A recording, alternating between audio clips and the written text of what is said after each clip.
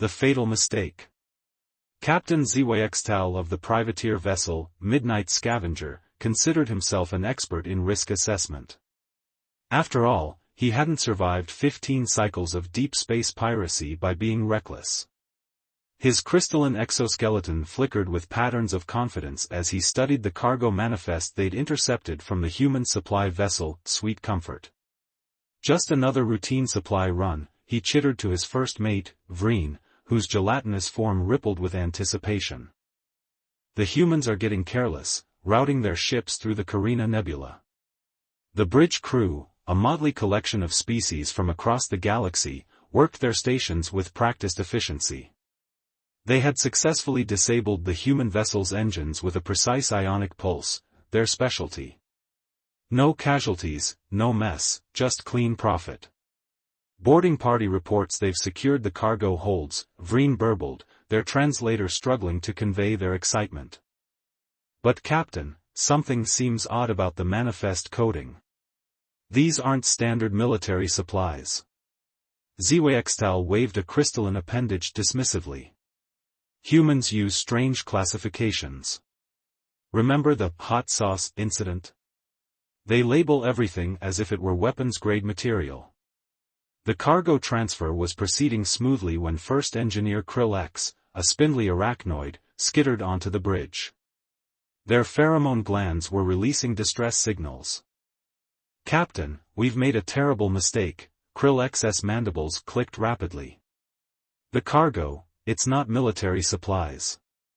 It's their comfort substances. Chocolate. Coffee. Tea. The entire Federation's monthly shipment for the Orion Arm colonies." The bridge fell silent. Even the ship's atmospheric processors seemed to pause. Zwyxtal's crystalline structure lost its confident patterns, turning a pale, worried white. Every spacefaring species knew the stories. The warnings were clear: never interfere with human comfort foods. It was the first rule taught in xenosociology courses. "Impossible," he whispered. The security profile on the ship was minimal. Why would they dash? The sensors erupted with alerts.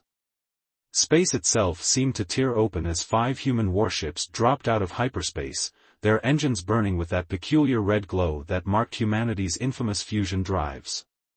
"Priority transmission," Vreen announced, their gelatinous form quivering. It's Admiral Helena Blackwood." The main screen flickered to life, revealing a human female with steel-gray hair and eyes that seemed to burn with barely contained fury. She wasn't wearing the usual formal uniform of human military commanders. Instead, she wore what the crew recognized as casual Friday attire, which every alien culture had learned was when humans were at their most dangerous. "This is Admiral Blackwood of the Earth Fleet," her voice was eerily calm. "You have exactly 1 standard cycle rotation to return our shipment. We're tracking the chemical signatures of every coffee bean and cocoa particle. There will be no escape." Zwyxtal's survival instincts screamed. In all his years of piracy, he'd never seen a response this fast. "Surely we can negotiate." Negotiate? Blackwood's laugh sent chills through every alien spine, vertebrae, and support structure on the bridge. "Do you know what happens to human productivity without coffee? Do you understand what chocolate means to us?" The Admiral leaned closer to the camera. "I have 3,000 crew members starting to feel the first hints of caffeine withdrawal. In about 6 hours, they're going to realize there won't be any hot chocolate in the mess hall tonight. Would you like to guess how that's going to affect their mood?" Krill X's probability glands were working overtime. "Captain, I'm detecting unusual energy readings from the human ships. They're all brewing something called emergency instant coffee." "Mother of stars," Vreen burbled in horror. "They're preparing for extended combat operations." Zwyxtal had raided ships across 12 star systems. He'd faced down Arcturian battle cruisers and survived the plasma storms of the Crab Nebula. But nothing in his experience had prepared him for the cold dread of knowing he'd stolen humanity's comfort foods. "Plot an escape vector," he ordered, trying to keep his crystalline structure from showing fear patterns. "Maximum speed, random jumps." "Too late," Vreen announced. "They're deploying their new prototype drives. The ones powered by something called espresso." The human ships moved with impossible speed, their formations perfect despite the chaos of faster-than-light travel. Zwiextal realized with growing horror that the stories were true.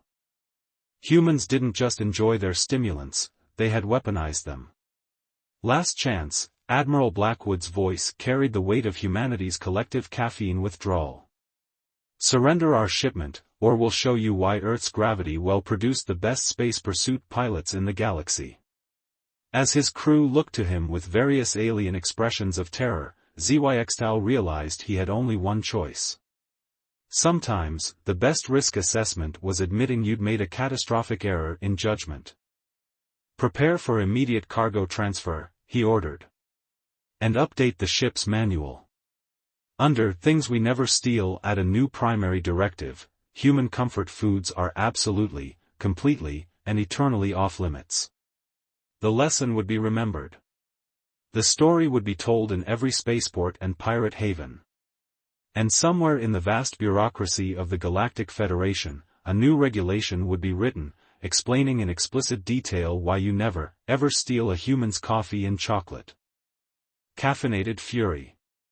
Admiral Helena Blackwood paced the bridge of her flagship, the Morning Thunder, watching the tactical display as her fleet maintained pursuit of the Midnight Scavenger. She'd seen her share of crises in 20 years of service, but this was different. This was personal. "Status report," she barked, noting how Lieutenant Marcus Rodriguez's hands trembled slightly as he worked his console. The crew's last coffee ration had been 6 hours ago. They were running on fumes. "The pirates are attempting to mask their ion trail with charged particle dispersion," Rodriguez reported, his voice tense. "But Commander Patel's new tracking algorithm is working. We can detect the unique signature of Arabica beans through subspace." At the weapons station, Chief Tactical Officer Diana Winter drummed her fingers against her empty mug.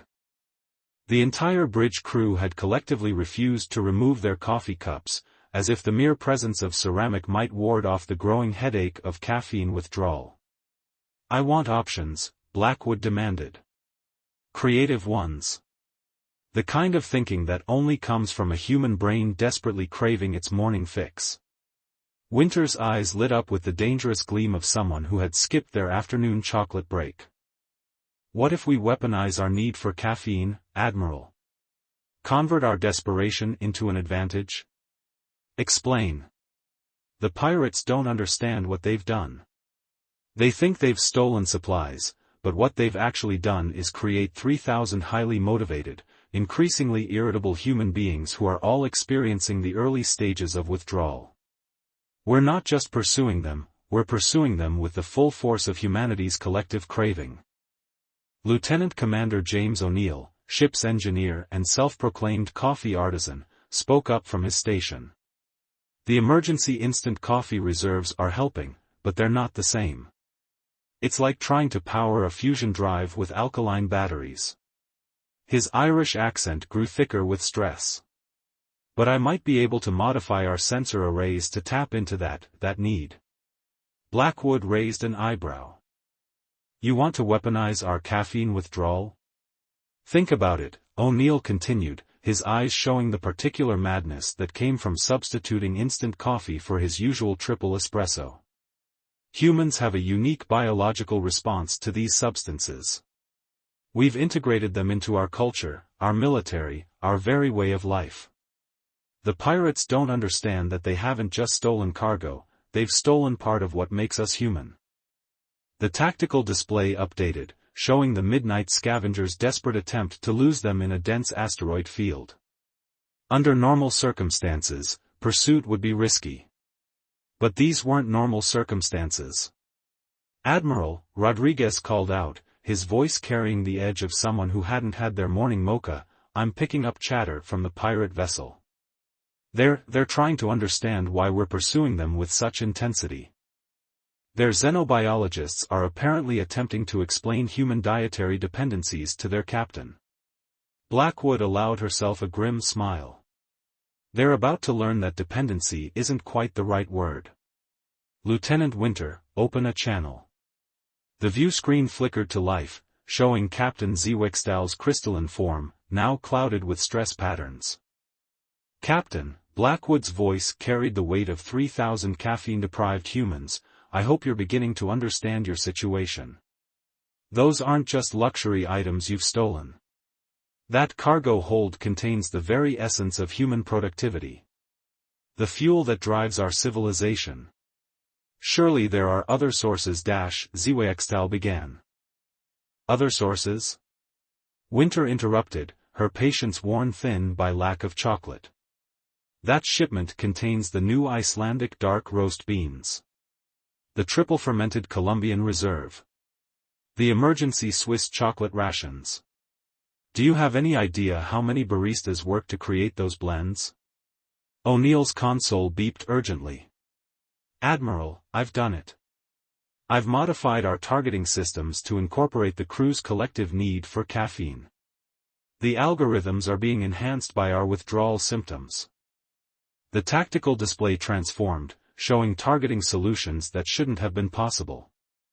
The human brain, it seemed, became remarkably creative when deprived of its favorite stimulants. Battle stations, Blackwood ordered, feeling the collective focus of her crew sharpen with purpose. All hands prepare for combat operations. Let's show these pirates why the Galactic Federation classified human caffeine withdrawal as a weapon of mass destruction. The Morning Thunder's engines pulsed with new intensity, its human crew operating with the peculiar efficiency that came from knowing they were fighting for something more important than mere survival. They were fighting for their coffee. In the distances of space, the Midnight Scavenger's crew was about to learn a crucial lesson about human nature. It wasn't just that humans needed these substances, it was that humanity had built an entire civilization around them, integrated them into their military doctrine, their social structures, their very identity. And now, they were going to demonstrate exactly why that made them the most dangerous species in the galaxy. The hunt. First Engineer Krillex watched in horror as the Midnight Scavenger dove deeper into the Cassiopeia asteroid field. Their probability glands were practically screaming, no sane species would pursue them into this chaos of spinning rocks and unpredictable gravitational eddies. But the human fleet wasn't just following, they were gaining. This is impossible, Captain Zwickstahl's crystalline form vibrated with stress. Our navigational computers can't plot safe trajectories fast enough. How are they matching our course? On the tactical display, the 5 human ships moved through the asteroid field with impossible precision. Their formations shifted and adapted like a living thing, each vessel avoiding collisions with microseconds to spare. Captain, Vreen burbled from their station, I'm detecting something unusual from the human ships. They're pilots, they're not using automated navigation systems. They're flying manually. The bridge fell silent except for the constant alerts from their proximity warnings. Manual control in an asteroid field was beyond reckless, it was suicidal. Unless you were human. Meanwhile, aboard the Morning Thunder, Flight Lieutenant Nisha Patel sat in her cockpit, her hands dancing across the controls with practiced ease. Her squadron of strike interceptors weaved through the asteroid field, using the chaos to their advantage. Thunder Squadron, maintain pursuit pattern Delta, she commanded, her voice steady despite the lack of her usual pre-flight espresso. Remember your training. This gravity field is nothing compared to Earth's. The human pilots responded with crisp acknowledgments, their vessels moving with deadly grace. Growing up in Earth's gravity well had given humans a unique advantage, their bodies and minds were conditioned to handle forces that would crush most species. Where other races saw chaos in the asteroid field, humans saw opportunities. Lieutenant Patel, Admiral Blackwood's voice came through the comm, status report. "They're good, Admiral," Nisha admitted, barrel-rolling her fighter between two colliding asteroids, "but they don't understand what they're up against. Earth pilots train in gravity wells 3 times this strong. Without our morning coffee, we're just—" She paused to execute a maneuver that made her pursuit computer scream in protest, extra motivated. Back on the Midnight Scavenger, Krill XS sensors painted an increasingly desperate picture. The human fighters were hurting them, using the asteroids themselves as weapons. Each time they tried to plot a new escape vector, the humans somehow anticipated their move. "How?" Zwaxtal demanded, watching another potential escape route close as a human vessel practically danced through a debris cloud.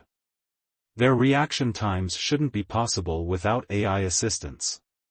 "Sir," Vreen's translation unit struggled to convey their increasing panic, "I've been analyzing their communications. They keep mentioning something called coffee-powered reflexes and caffeine-enhanced focus. I don't understand the biological mechanics, but—" A massive asteroid suddenly split apart in front of them, revealing 2 human fighters that had been hiding in its radar shadow. The Midnight Scavenger barely managed to evade, its engines straining against the sudden course correction. "Their pilot training programs," Krill X clicked anxiously, "they're designed around their planet's natural gravity. These asteroid fields, they're treating them like some kind of basic training exercise." Lieutenant Patel's voice crackled through their communication system, her tone carrying the particular edge of someone who had missed their morning coffee. "You know, there's an old saying among Earth pilots, the more aggressive the maneuver, the more caffeine required. Right now, we're running on spite and withdrawal symptoms. Want to guess how that's working out for you?" As if to emphasize her point, 3 human fighters executed a synchronized spiral through a particularly dense cluster of asteroids, a maneuver that caused several of the Midnight Scavenger's crew to emit various species-specific sounds of distress. "Captain," Vreen's gelatinous form rippled with resignation, "we should consider our options. The humans, they're not just pursuing us. They're playing with us." Zwaxtal's crystalline structure displayed patterns of dawning comprehension. The humans weren't just skilled pilots, they were angry, caffeine-deprived skilled pilots who had evolved on a death world with crushing gravity. His ship's superior technology meant nothing against millions of years of evolutionary adaptation combined with centuries of specialized training. "New contact," Krill X announced, their pheromones spiking with fear. "The human flagship, it's accelerating.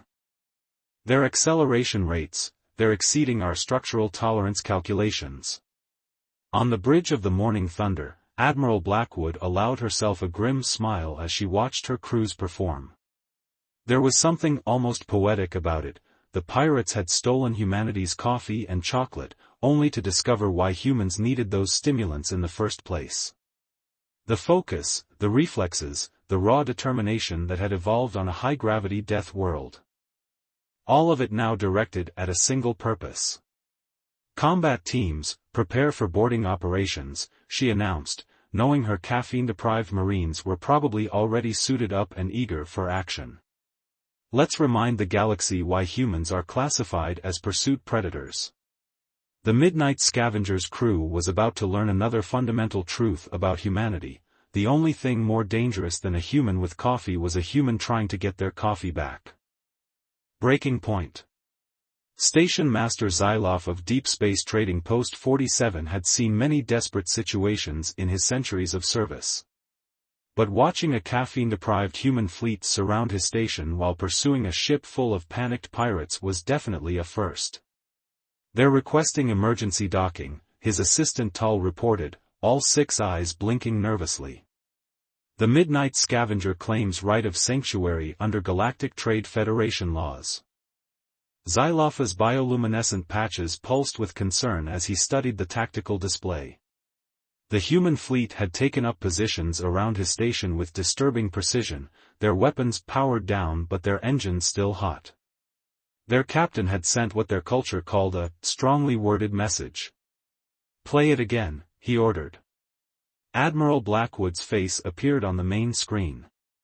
She was smiling, but it was the kind of smile that made Xylopha's survival instincts scream. Station Master, this is a courtesy notification. Those pirates stole something precious from humanity. We want it back. If you grant them sanctuary, we will respect galactic law for exactly 1 standard hour. After that, well. She took a sip from an empty coffee mug, maintaining eye contact.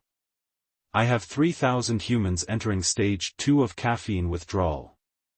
I don't think either of us wants to see stage 3.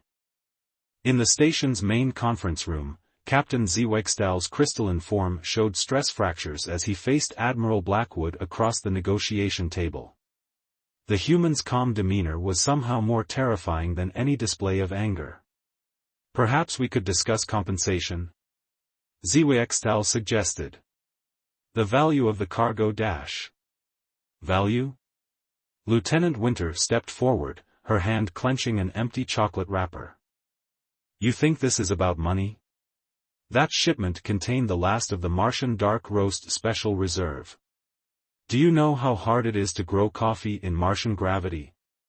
Station Master Xyloph observed the humans with growing concern. Their behavior patterns were becoming increasingly erratic. The station's medical officer had reported bizarre readings from their biosigns, elevated heart rates, increased adrenaline levels, and what he termed dangerous levels of repressed rage. Sir, Tal whispered, the station's merchant guild is demanding we resolve this quickly. The humans, they're affecting commerce. Indeed, the human crew members wandering the station's promenades were causing widespread unease. They would stop at every food vendor, stare intently at the menu, then walk away muttering about not being the same. Several shops had already closed, their owners unwilling to face the collective disappointment of caffeine-deprived humans. In the conference room, Engineer O'Neill was explaining human physiology in terms that made everyone deeply uncomfortable. You see, the average human brain becomes approximately 47% more creative when solving problems related to acquiring coffee. It's basic survival instinct. Right now, there are 3,000 of us thinking of nothing but getting those supplies back. But surely you have other sources? Vreen burbled hopefully. Other sources? Rodriguez laughed, the sound carrying no humor. That shipment was specially selected. The chocolate was Swiss lunar fusion cuisine. The coffee beans were quantum-aged in low orbit. The tea was Earl Grey's personal blend. Admiral Blackwood stood up slowly, her movement carrying the weight of every human's unfulfilled need for caffeine. Let me be clear. In approximately 43 minutes, my crew will enter what our medical staff calls peak withdrawal. At that point, I cannot guarantee that we will continue to respect diplomatic protocols. Station Master Xyloph's sensors detected increased activity from the human fleet. Their ships were adjusting positions, moving with the sort of precision that shouldn't have been possible given their crew's biological state. Captain, Krillex chittered urgently to Zwextal, I've been analyzing their behavior patterns. Their efficiency isn't decreasing with withdrawal, it's evolving. They're becoming more focused. Lieutenant Patel, who had joined the negotiations, nodded. Fun fact about humans, deprive us of coffee, and we don't get less dangerous. We get creative. Innovative. Determined. Right now, every human on this station is operating on spite and memories of their morning brew. The station's atmospheric processors seemed to struggle with the tension in the room. Xyloph noticed that several of his security officers had quietly stepped back from the human delegation, their threat assessment glands clearly working overtime. 20 minutes to peak withdrawal, Winter announced cheerfully, too cheerfully. Should I tell the Marines to prepare their diplomatic entrance options? Zwextal's crystalline structure vibrated with decision. Perhaps we could expedite the return of your cargo? A wise choice, Blackwood smiled. I'd hate to see what happens when the crew realizes they might miss their afternoon tea break. As the pirates hurried to arrange the cargo transfer, Station Master Zylov made 2 entries in the official station log. First, he updated the threat assessment protocols regarding caffeine-deprived humans. Second, he placed a priority order for his own station's coffee supplies. Better to be prepared, he decided, than to ever face humans experiencing withdrawal symptoms again. Never again. The Galactic Federation's Emergency Council chamber hadn't been used in over 50 cycles. Yet here they were, 47 species representatives gathered for an urgent session, all because of what was now being called the coffee incident. High Counselor Zyra X, their crystalline form specifically engineered for diplomatic functions, addressed the assembly. We are here to discuss the events at Deep Space Trading Post 47 and the subsequent recommendations from the Human Diplomatic Corps. Holoprojections showed the aftermath, the human fleet's terrifyingly efficient pursuit, the near breakdown of galactic trade protocols, and most importantly, the psychological impact on every spacefaring species that had witnessed humans deprived of their stimulants. Ambassador Chen of Earth stood calmly at the podium, holding what the assembly had learned was her 4th cup of coffee that morning. Let me be clear about humanity's position. What happened wasn't just theft, it was an attack on our fundamental way of life. The chamber erupted in multilingual murmurs. A Centaurian representative's tentacles curled in distress. Surely that's an exaggeration? Is it? Chen smiled, taking another sip. Let's review the footage. The holoprojectors displayed scenes from the Morning Thunder's pursuit. The assembly watched in silent horror as human pilots performed maneuvers that violated several laws of probability, all while complaining about missing their morning coffee. Our studies indicate, Chen continued, that a human deprived of caffeine becomes approximately 74% more likely to solve problems through what we call creative aggression. When you factor in chocolate deprivation, that percentage increases significantly. The Arcturian science minister's calculations appeared on several screens. The implications are disturbing. Human efficiency actually increases under these conditions? In certain ways, yes, Chen confirmed. We become hyper-focused on restoring our access to these substances. It's not just about the chemical dependence, it's cultural, psychological, fundamental to our society. Did you know that 3 major Earth wars were started over coffee trade routes? Station Master Zylov, called as an expert witness, addressed the council. In my centuries of service, I have never seen anything like it. The humans didn't just want their cargo back, they needed it back with an intensity that our xenopsychologists are still trying to understand. The council reviewed Admiral Blackwood's final report, paying special attention to the section titled Operational Efficiency under Caffeine Deprivation Conditions. Several representatives visibly recoiled at the statistics. The solution is simple, Chen proposed. We're submitting an amendment to the Galactic Trade Federation Charter. Article 47, Section 11, the interference with, theft of, or tampering with human comfort substances, including but not limited to coffee, tea, chocolate, and related products, shall be classified as a Category 1 diplomatic incident. Category 1? The Rigelian representative's spines bristled. That's the same classification as attempting to steal antimatter warheads. Yes, Chen smiled. Funny how that works, isn't it?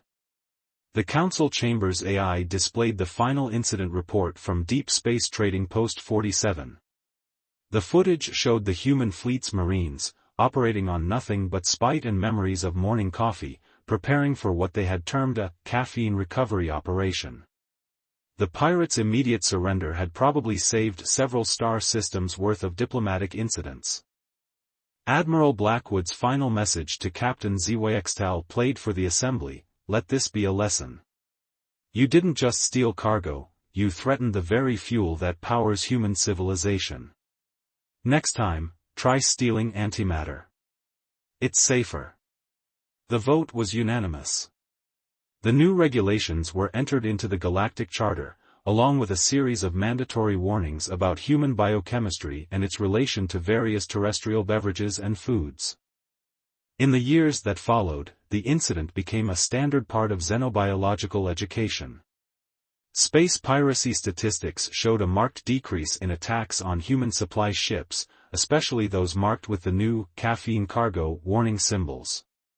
As for the crew of the Midnight Scavenger, they established themselves as legitimate traders, specializing in coffee and chocolate distribution to human colonies. As Captain Zwyxtal often told his new business partners, some lessons only need to be learned once. Back on Earth, in Admiral Blackwood's office at Fleet Command, a new plaque hung on the wall. It displayed the official Galactic Federation classification of human caffeine withdrawal as a strategic deterrent, right next to her favorite coffee maker. The incident had taught the galaxy an important lesson: humans weren't just another spacefaring species. They were creatures who had turned their biological dependencies into strengths, their cultural preferences into tactical advantages, and their morning beverages into a force that even hardened space pirates learned to respect. As the story spread through the stars, one thing became clear: in the vast, complex tapestry of galactic civilization, there was one universal truth: you don't mess with humanity's coffee.